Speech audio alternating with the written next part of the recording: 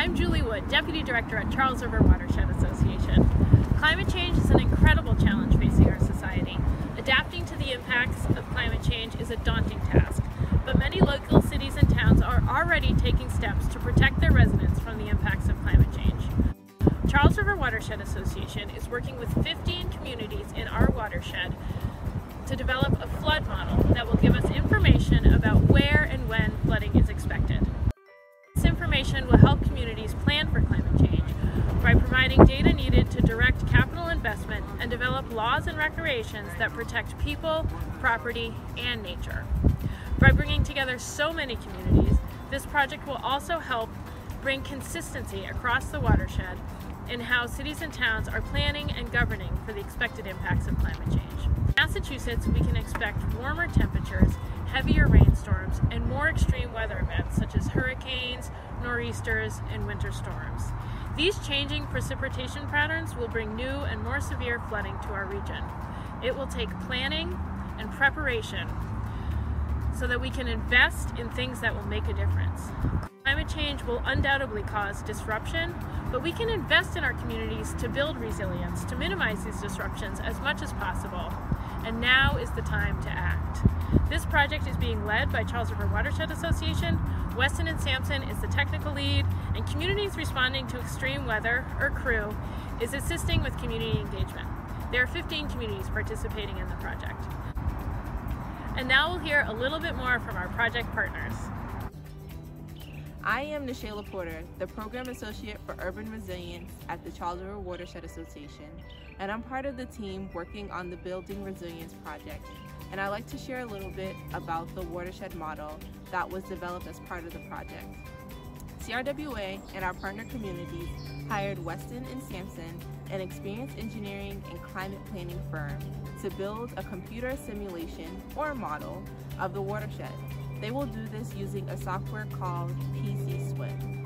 This model will allow us to see what flooding will look like under different rainfall conditions, including the types of more extreme storms we expect to see due to climate change.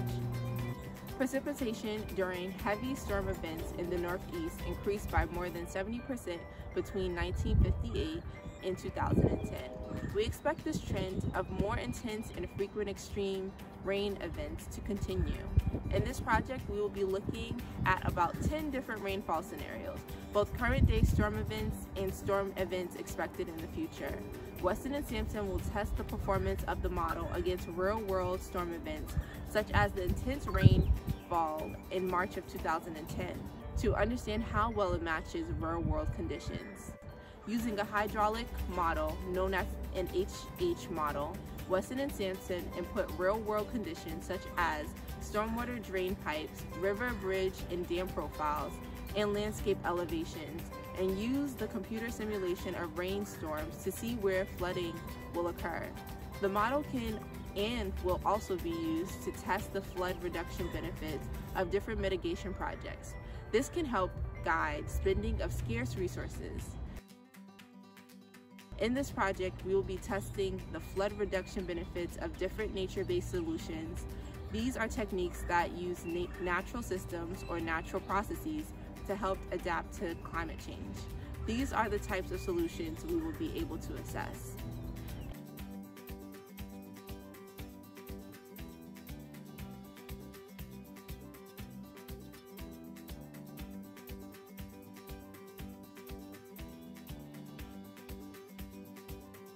Hi, I'm McDonough from Communities Responding to Extreme Weather, or CREW.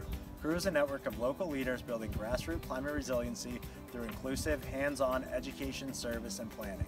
Together, we are working to equip families and communities with the resources and capacity they need to prepare for local climate emergencies equitably, sustainably, and collaboratively.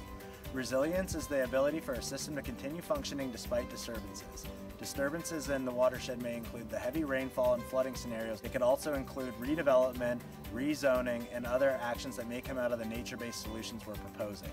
Our goal is to limit the impacts of flooding and rainfall without creating more issues through green infrastructure. If nothing else, 2020 has reminded us how interconnected we are and how important collective action is in ensuring a safe, healthy, and equitable society.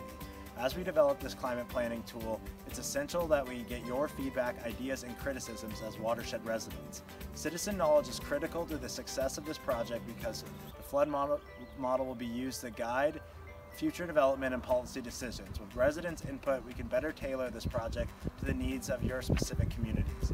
Results of these projects will be available later this spring, and we look forward to sharing them with you.